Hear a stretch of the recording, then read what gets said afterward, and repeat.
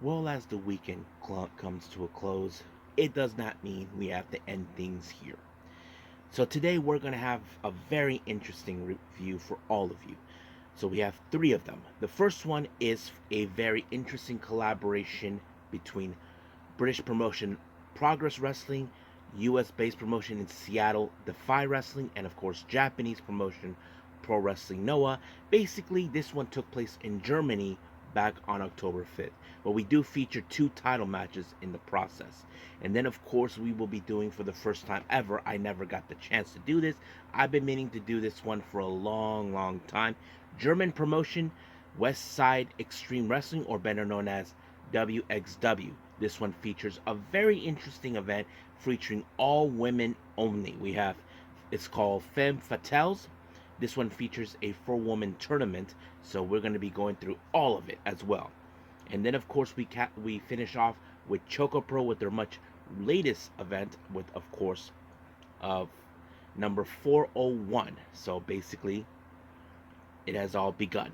So that took place just recently, and then we cap up with some very short news updates for all of you, so you guys can know what's been happening in the world of pro wrestling, such as what events the promotions are thrown out, what's booked, what matches are set, including developments that are happening in the world of pro wrestling as we speak. So let's get ready for another episode of the Deleted Wrestle Zone.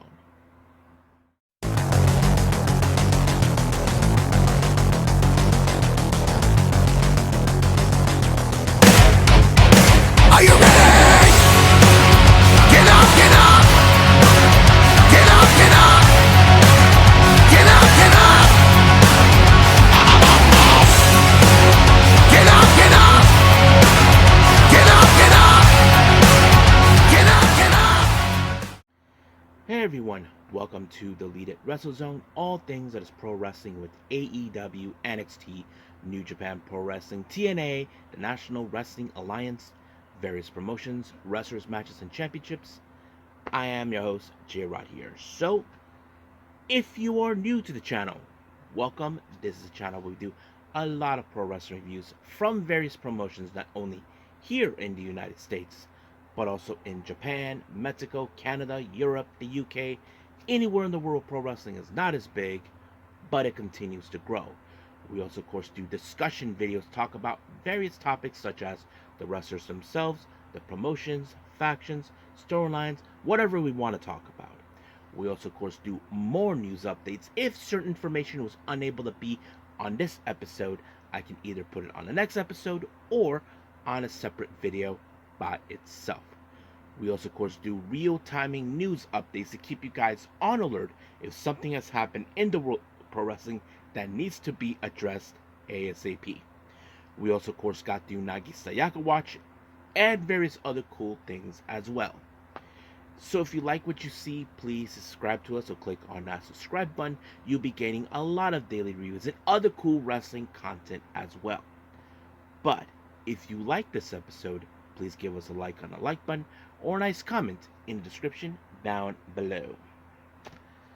Now, all introductions have set aside, and I'm giving it all she's got, Captain. So let's begin with our very first review with the collaboration between Progress, DEFY, and Noah.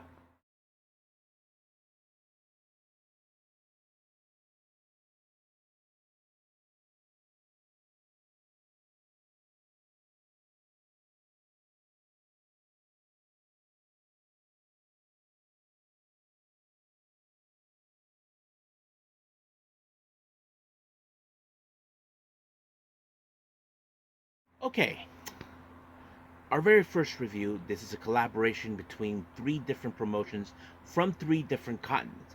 On the UK side, we have Progress Wrestling, one of the two top independent promotions in the UK. And of course, we have Seattle-based promotion, DEFY Wrestling.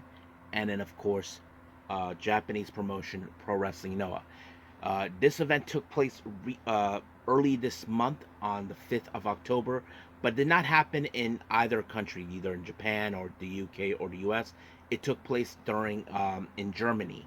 So basically, because they were doing a 3-day event of Tag League from wXw, which ironically I will be reviewing that as well. However, we're going to see talent from all three different promotions, but there are two title matches, mainly from Progress Wrestling, that will be defended. Now, our very first match, we have Gringo Loco versus Kid Lycos 2. Now, this match was pretty good. I have to say, a pretty good opener. If you guys don't know who these guys are, Gringo Loco has been well known throughout, of course, the U.S. and down south, and sometimes in Japan. People call him the Bass God.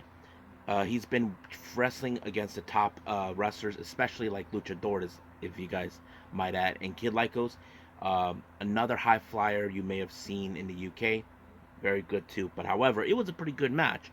But however, it was Gringo Loco with the base bomb that finished off Kid Lycos to give him the win. Now, our next match, we have Taishi Ozawa. Now, those who don't know who he is, Taishi Ozawa was a young rookie or a young boy based out of Pro Wrestling Noah, who's been on excursion with Progress Wrestling ever since then, and he faces against Kara Nor. Now, don't know who he is. He's like this guy who does this kind of like theater type, doesn't speak much, but it was a pretty good match. But however, Kara actually defeated Ozawa with, of course, the Black Swan, which is a chokehold. But however, Ozawa did not tap out, but it was a decision by the ref to, you know, call it. So basically, it was done by referee stoppage. Sorry about that. Our next match, we have the King of Strange Style, Aries, versus Man Like Dries. Now, of course, Man Like Dries, I've seen him up close. He's a very interesting talent. Oh, never mind. This was a four-way match. My bad. Aries versus Man Like Dries versus Latigo versus Kid Lycos 1. Now, of course, we did see Kid Lycos 2, but this is the Kid Lycos 1 without the mask. So it's kind of hard to determine how this match was going to end because either way, anything could happen. Now, did I pick any favorites on this one? To be honest with you, a part of me would have thought it would have been, of course, Aries. But, however, there was a moment where, of course, what was it? Aries was being held back by none other than Kid Lycos. But however, this match ended with Man Like Dries applying a 450 splash onto Latigo, and just like that, it was over. Our next match, we have Axel Tishel. You may remember him. He was one time a member of the Imperial alongside with Gunther and of course everybody else. I don't remember what he called himself back then, but he faces against the genius of the Arc, all the way from Pro Wrestling Noah, Naomichi Marufuji. So of course there was going to be some interesting moments, but however, I don't know what happened. Apparently there was a Naomichi Marufuji had Axel won by any chance, but he Axel might have kicked out on the third count, but it was counted that he won. Now I don't know if that was a botch thing. I don't know exactly what happened, but it did. So the match went straight towards Marufuji, and he picked up the win just like that. Now our next match, this is a women's. This is for the Progress Women's Championship. We have Rio, not Riho, but Rio, defending the belt against Stephanie Mays. Of course, this match was going to be crazy, but it was Rio that picked up the win by applying a small package pile driver, and just like that, to retain the belt. Our next match, we have the Progress Wrestling World Championship. Luke Jacobs defends his belt against Timothy Thatcher. Yes, it's the same Luke Jacobs who is currently the Rev Pro Undisputed British Heavyweight Champion. So basically, you can tell that from it. Of course, you all know who Timothy Thatcher is. Excellent submission specialist. You would have thought that he would have picked up the win, but nope, it did not go exactly like that. But it took every strength that, of course, Jacobs tried to put him down. But finally, he needed that one moment where he needed that one lariat, and just like that, he picked up the win. However, during the post-match, man like Darius showed up. He was demanding that he gets an opportunity of the Progress Wrestling World Championship. However, Luke Jacobs doesn't think that, oh, you were in a four-way, that means that you deserve a title shot. You got to be kidding me. So he brushed it off, saying he doesn't need that. So we'll see what happens until then. But for now, we'll leave things as it is. We will see what happens with that title. But however, what do I think of it? I have to say, this event was pretty good, interesting combinations of three different promotions, talent from wherever. But yes, pretty good. I like it. So I think that's pretty much it right now. Let's just move on to the next promotion and a review, which is wXw.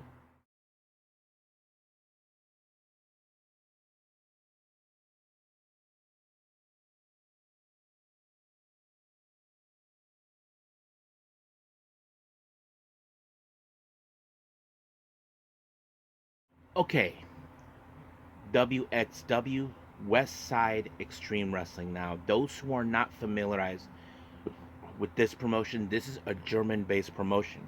A lot of wrestlers came there and wrestled there. For example, Gunther wrestled there before. So has Ilya Dragunov in that. But for a time, those guys were also aligned with WWE, but no longer. But I heard that they are one of the hottest wrestling promotions based out of Germany. They have many talent from anywhere in the world. And this particular day, this one took place recently on the 6th of October, called Femmes Fatales. Basically, it's an all women's show, no men's.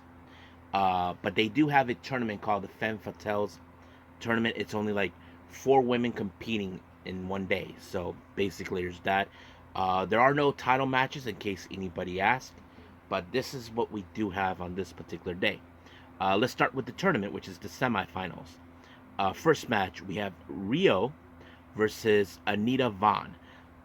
Nothing significant, but you probably know who Rio is. She is the current Progress Wrestling Women's Champion. Um, but the match was okay. Don't know much about Anita Vaughn, but Anita Vaughn did a very interesting move. I don't know. I feel like someone has done it, but I don't know what they call it. But it was what allowed her to win the match to proceed into the finals. Next match involving the tournament, we have Debbie Cattell versus Jane. Is it Jane? Yeah, Jane Nero. Nothing too significant, but however, this match ended with, of course, Debbie with a face plant onto the mat by onto onto Jane, and just like that, she proceeded in the final. So her and of course Anita will be in the finals. Our next match, we have a women's tag match. We have Anastasia Bardot and Calypso versus Venom and Violence, better Kelsey Reagan and Devlin. Now, I have seen Kelsey Reagan before on certain events, basically mostly with Ladies Night Out, and I forgot what other ones.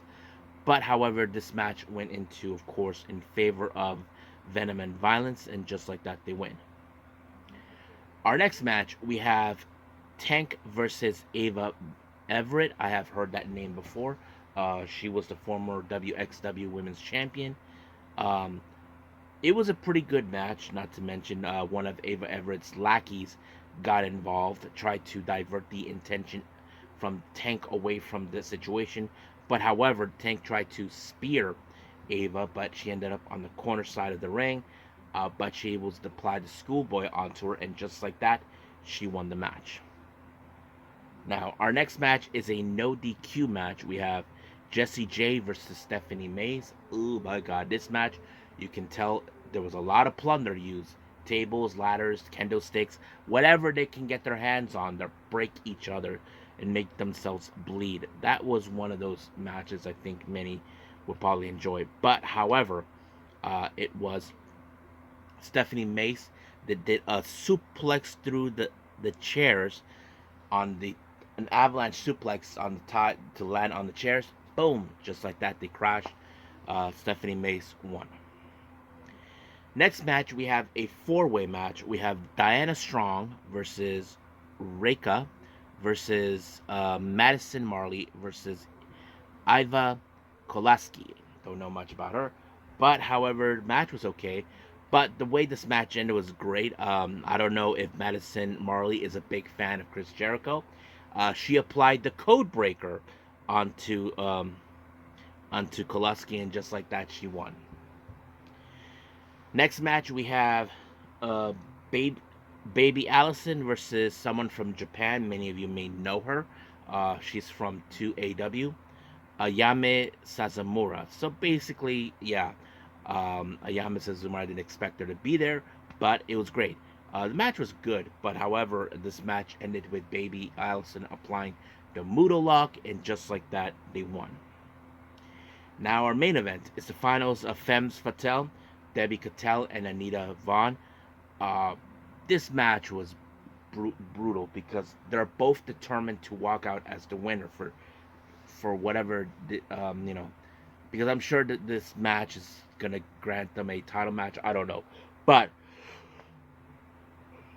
they did everything humanly possible to destroy each other. But in the end, it was of course Anita Vaughn with the infamous Liger bomb onto Debbie Cattell that allowed her to pick up the win in this year's Femmes Fatale a winner. So that's how we end the whole thing with WXW. So I hope you guys enjoy this one. Hopefully I get to do more of WXW events. But for now, we'll end things here with this promotion. Let's move on with ChocoPro.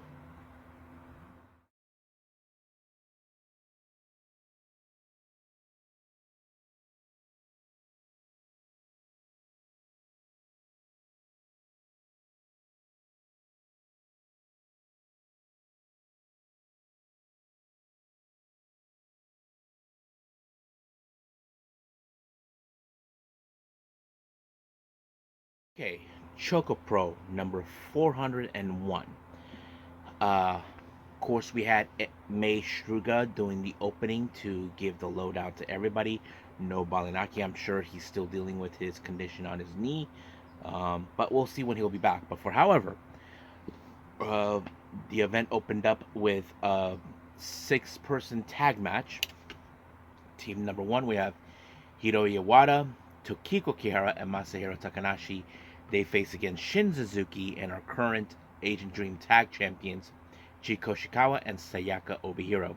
So, of course, a lot of things would have happened on this one. Now, don't forget, if somehow the team of Hiroyi, Tokiko, and Masa would have picked up the win onto the tag champions, they would have had an opportunity for the tag belts. Now, that would have been something that would have been happen at some point, but nope, that did not happen. She was able to pick up the win when she pinned Hiroyi, and just like that, it was over. Our next match, we have Kaho Hiromi taking on Mochi Natsumi. Now, Matsumi, you probably will look at her. Now, remember, Mei Suruga took pleasure looking at Kaho. Oh, she's so cute and small. Because she thought, in her honest opinion, she had her right where she wanted her because of her size. But remember, Kaho, may be a child, but she's a very clever one. And Matsumi, she was the opposite of what made Suruga's reaction. I think Matsumi was more like, how to say, why do I have to face a child? Like, I'm not here to play fun and games. So, I think that's the thing about the reaction who faces against Kaho in a singles match. But, of course, Kaho is not gonna, back down from any fight from anybody. But she was able to overcome it no matter what the situation is. Of course, she tried to do her usual tricks, but Natsumi wasn't having it, no matter what she tried to do. But unfortunately, this match ended with, of course, Natsumi applying a guillotine leg drop, and just like that, she won. Now, our next match, it's great to see the sisters team up again. Nonaka Seto and her sister Miya Yatsuba teaming up to take on Sayaka and, of course, Mei Suruga, which, ironically, as you know, Mei and Sayaka were opponents in day 2 of episode 400. So it's kind of interesting. But however, it's seeing both Miya and Nonaka teaming up was very different because those who know this or not, when Miya first introduced Nonaka as her sister, um, basically they both took different names. for obvious reasons, because they wanted to, explore their individuality as wrestlers. But they did stated that they will on occasionally will team up. You know, I don't know if this is one of those occasions where they have to or try to honor their dad, as you know, recently he passed away not too long ago. But who knows? But seeing the sisters team up is very interesting, because we've seen pair of sisters team up all the time. But however, it was Mei Suruga that picked up the win by applying a submission hold onto Nonoka, and just like that, it was over. Now for our Junkin tournament, we have, of course, a lot of people. But however, I can tell you the tournament ended with Mei Suruga being, of course, the winner, and Mochi Natsumi being runner-up. So it ended like that. So I don't know what's gonna happen on the next got ChocoPro, but we'll see what happens. But for now, we'll end things here with this show and just move on with our last and final thing: news updates.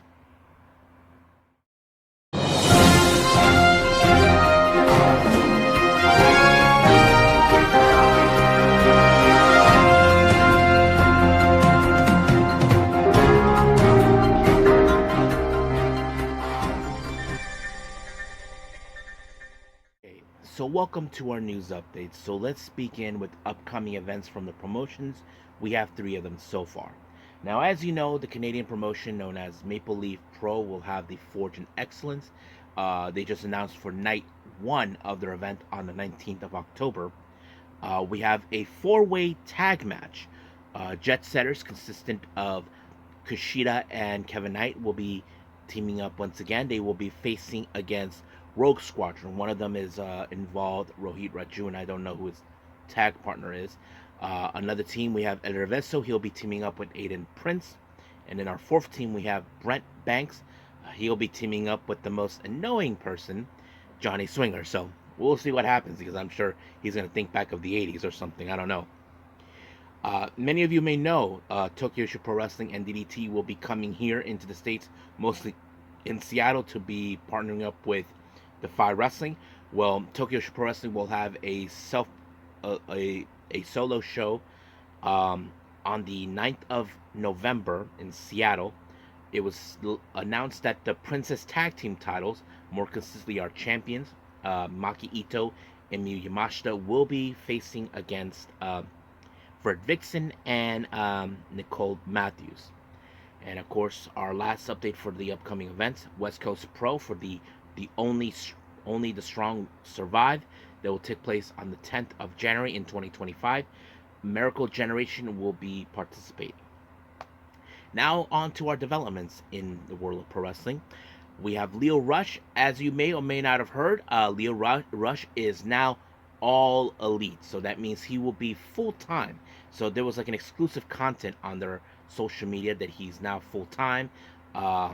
Many of you probably thought he was. No, he was working without a contract, and it seems like negotiations were going behind the scenes or so. But I'm glad that he signed. I don't know what they're gonna go with him now, but we'll see. Now, Fightful Select reports interesting developments involving Marko Stunt. Many of you remember him. He was also part of the AEW Originals, along with Jack Perry and Luchasaurus. Marko Stunt, as you know, recently appeared during a TNT Open Challenge. We haven't seen him since, but however, it was revealed that Marko Stunt was dealing with some health issues or whatever, health stuff. It's great that he's okay. Hopefully that can be sorted out, but he did indicate that he doesn't know how much more he will wrestle. So basically, I don't know if he feels that his body can take so much. I don't blame him, but it's understandable, so that kind of sets it up. But we'll see. I just hope he is okay. That's all that matters. If he can't wrestle, I'm just hope he's okay and he's alive and well. Now for last development. Many of you may have saw what happened this past Saturday with all AEW's Wrestle Dream at the main event. What happened to Bryan Danielson? Fightful Selects put out a report indicating about what really happened. This is what we do know. This is what they wrote. Let me pull it up. They confirmed that his career is full-time career is over, but this is what The trade reports Daniel Bryan specifically wanted to lose to Moxley to end his run. Although many people wonder if Bryan Danielson interviews were in character regarding his health status, Fightful reports that they were all true. By the time Moxley match was unfolded, Danielson had several thoughts of probably he should have done a couple of those matches leading to up to Wrestle Wrestle Dream pay-per-view. Danielson had legitimately have been without a talent contract for a number of months, and Fightful reports that he does not have any additional contracts. He's been a free agent without an additional obligations. Although he's told many interviews that he in the backstage he doesn't envision going back to WWE at this time. The hope that within AEW he will wrestle periodically for them or resuming additional duties whenever he is ready. Danielson told Fightful Select that he is getting his neck fixed first, which likely means surgery. Danielson's match on All In had been planned since earlier this year, complete with Danielson winning the title. We're told that Chris Hero produced All In main event. Swerve was adamant he wanted to tap out to lose to Danielson, opposed of passing out or anything else. So there's a lot of things been said. So it looks like things were planned out how they wanted to end things for Bryan Danielson. It's understandable. I mean, there were those that don't think that losing to Moxley was the right choice. I've been hearing that too during in social media and all that. But we'll see what happens. Hopefully, I wouldn't be surprised if he does come back for a backstage thing. We know that Tony Khan trusts him, so we'll see what happens. But I think that's pretty much it with our developments. I believe it's time to call it a day. Well, I hope everybody enjoys this episode coming up. I haven't decided yet what's going to happen, but I do know we do have King of Pro Wrestling from New Japan Pro Wrestling featuring many title matches, so I'm looking forward to it. This one features, of course, I think the IWGP Junior Heavyweight Tag Team titles, the Junior Heavyweight Championship, the IWGP World Heavyweight title, and much more. So we'll go through that as well. I haven't decided. I know there's been some Stardom events and Mighty Gold events. I haven't seen those yet. Hopefully I get the chance to see it or not. Probably will watch those maybe throughout the week. I'm not too 100% sure just yet. But we'll see how things will go out from there. But for now, we'll just leave things as it is. So until this time, I will say this, that I will see you guys in the next DWZ time. Same DWZ channel. I must bid all of you adieu. So, goodbye. Mwah. And have a nice day. Bang.